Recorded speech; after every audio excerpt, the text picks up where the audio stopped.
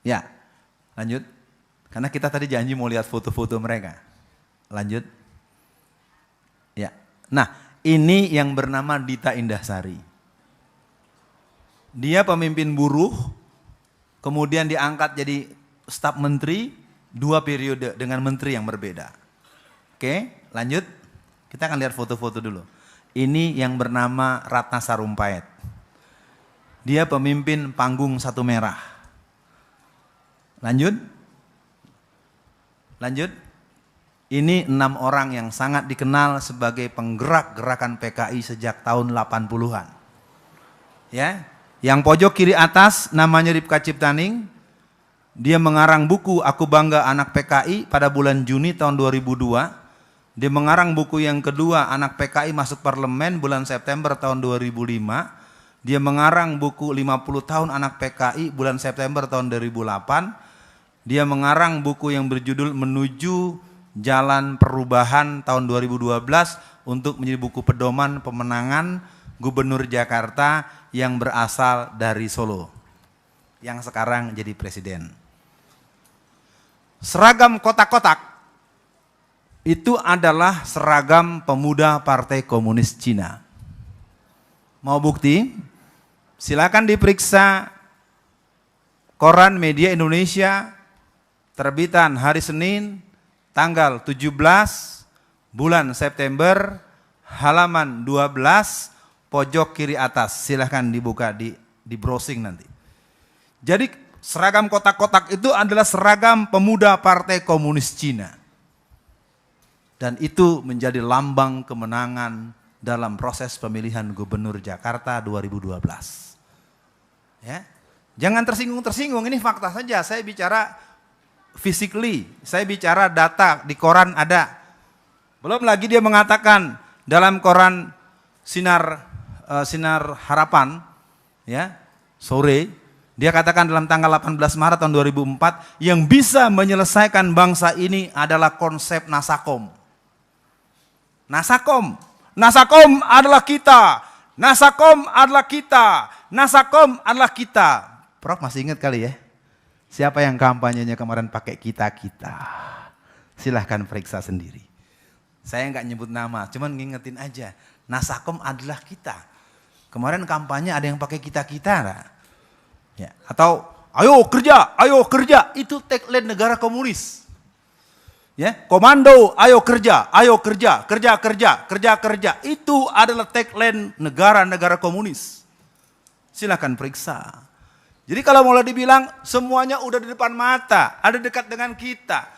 Lalu kemudian disampaikan ada yang tidak terima. Persoalannya adalah mau kita tutup fakta sejarahnya atau ceramah ini diberhentikan karena dianggap memberatkan buat pemilik tempat maupun para pendengar. Saya tidak tahu. Yang jelas saya harus menuntaskan sampai tanya jawab. Lanjut. Sebentar. Orang-orangnya belum semua ini. Ya, biar jelas, siapa-siapa aja, jangan cuma lihat gambarnya aja. Yang tengah bernama Budiman Sujatmiko. Dialah yang menggolkan undang-undang desa.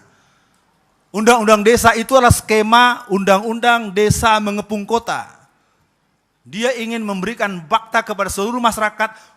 Kalau bahasa Jakarta, gua loh yang berjasa. Dia adalah seorang pendiri PRD yang awalnya tahun 1994 bernama Pergerakan Rakyat Demokratik, pertanggal 31 Mei 1996 berubah menjadi Partai Rakyat Demokratik dan tanggal 27 Juli menjadi Komando Kerusuhan Penghancuran Kantor PDI Budi Harjono.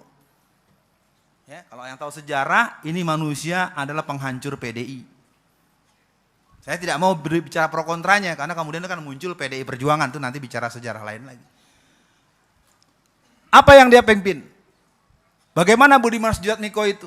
Dia adalah seorang pemimpin Partai Demokratik yang mana PRD merupakan PKI dengan casing baru yang sudah melakukan kongres yang ke-8 pada tanggal 24 sampai 26 Maret tahun 2015 di Hotel Akasia, Jakarta Pusat, sederetan dengan kantor Dewan Dakwah Islamiyah Indonesia dan kantor Muhammadiyah Jakarta. 24 sampai 26 Maret 2015 di Hotel Akasia, kongres yang ke-8. Jadi kita lihat sekarang PKI di satu sisi, PRD di sisi lain, dan para generasi-generasi tradisional romantisme. Jadi PKI ini sekarang tumbuh di semua tempat. Sekarang ada yang jadi gubernur, ada yang jadi bupati, ada yang jadi wali kota, ada yang jadi staf menteri. Yang menteri disimpan dulu nanti buat 2019. Jadi pemilu nanti dengan adanya menang di gelombang pertama pilkada serentak ini, nanti pilkada serentak lagi tahun 2017, 2019 negara ini adalah negara demokrasi yang komunisme. Memang tidak mudah untuk mendengarnya. Saya tahu omongan saya akan menimbulkan resistensi. Kalau tidak dicegah, maka langkah pertama, kembalikan dulu Undang-Undang Dasar 45. Itu merupakan sebuah pelacuran konstitusional yang sangat luar biasa.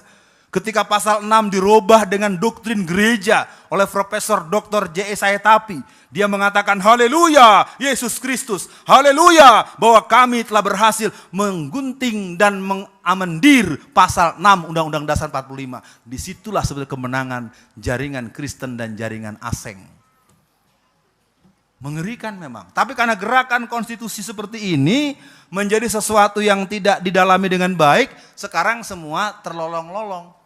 Kita berada dengan sebuah negara yang sistem ketatanegaraannya tidak mendukung dinamika dan kesejahteraan masyarakatnya.